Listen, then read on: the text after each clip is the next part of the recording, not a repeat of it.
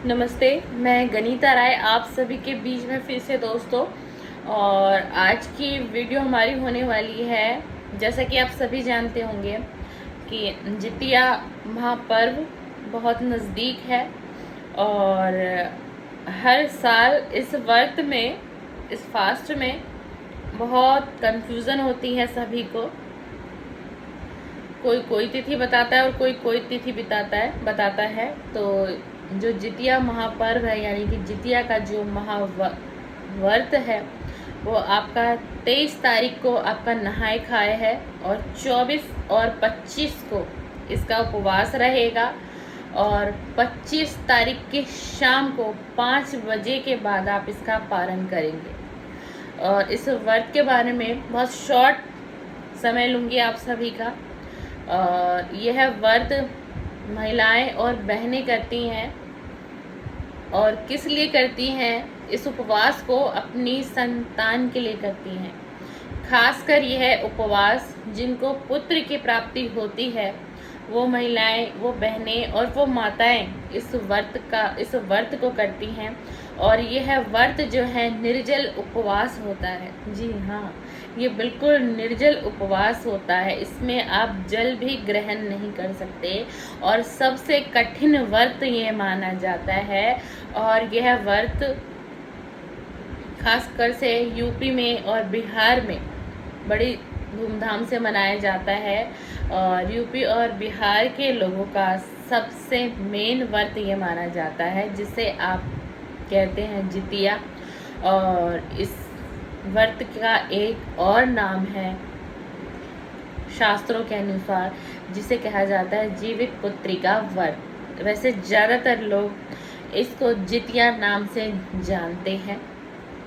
और निर्जल उपवास होता है और बहुत कठिन उपवास होता है।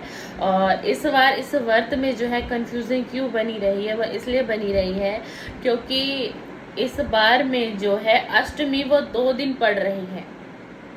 और ये कृष्ण पक्ष में मनाई जाती है जितिया। और इस बार अष्टमी 2 दिन पड़ रही है, जिस वजह से सबको कन्फ्यूज़न हो रही है। और हर साल ये व्रत कभी 24 घंटे का भी होता है और कभी 36 घंटे तक भी ये व्रत चला जाता है, यानी कि निर्जल उपवास करना पड़ता है। और यह व्रत सबसे पहले किसने किया था? सबसे पहले ये व्रत किया था चील और सियार ने। उसके बाद से सभी मनुष्य भी इस व्रत को करने लग गए। और इस व्रत का बहुत बड़ा महत्व है, बहुत बड़ा महत्व है। और जिसको संतान की प्राप्ति ना हो रही हो, जिसे कहते हैं ना कि किसी को काफ़ी समय पश्चात से भी बच्चे ना हो रहे हो, कोई हेल्थ इशू है उनको, तो वो महिलाएं और वो बहनें भी इस व्रत का उपवास रखती हैं, यानी कि ये निर्जल उपवास रखते हैं। जिनको संतान है, जिनको पुत्र हैं, वो तो रखती ही हैं, और जिनको नहीं भी हैं वो भी इस व्रत को रखती हैं। और नहाए खाए वाले दिन जो है क्या खाया जाता है? उसमें खाया जाता है महुआ की रोटी और नोनी साग खाया जाता है। और 23 को आपका नहाए खाए है और 25 तारीख को आपका पारण है, 5 बजे के बाद में है। और इस व्रत में सबसे ज़्यादा ये उपवास तो सभी माताएं और बहनें करती हैं। और साथ में इस उपवास में आपको इसकी जो कथा होती है कि किस उद्देश्य पे ये जितिया का व्रत किया जाता है और कैसे लोगों ने इस व्रत को करना प्रारंभ किया और इसके पीछे की क्या कहानी है, कैसे ये जितिया का व्रत शुरू किया गया, रखा गया, तो आप जब कथा पढ़ेंगे ना इसकी विस्तार से, तो आपको बहुत कुछ इसमें समझ में आ जाएगा। और पूजा अर्चना के बाद जैसे इसमें सुबह नहा धो के प्रातः है, सबसे पहले अपने घर की आप पूजा पाठ करिए नित्य, जैसे आप करते थे। फल चढ़ाइए भगवान को और दीप धूप अगरबत्ती और पुष्पों की माला अर्पण करिए। और उसके बाद फिर इसमें सूर्य देव को सुबह अर्घ दिया जाता है और उसके बाद ये व्रत प्रारंभ हो जाता है।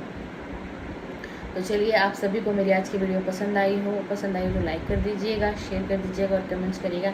थैंक यू, धन्यवाद, बहुत बहुत शुक्रिया, बहुत बहुत शुक्रिया।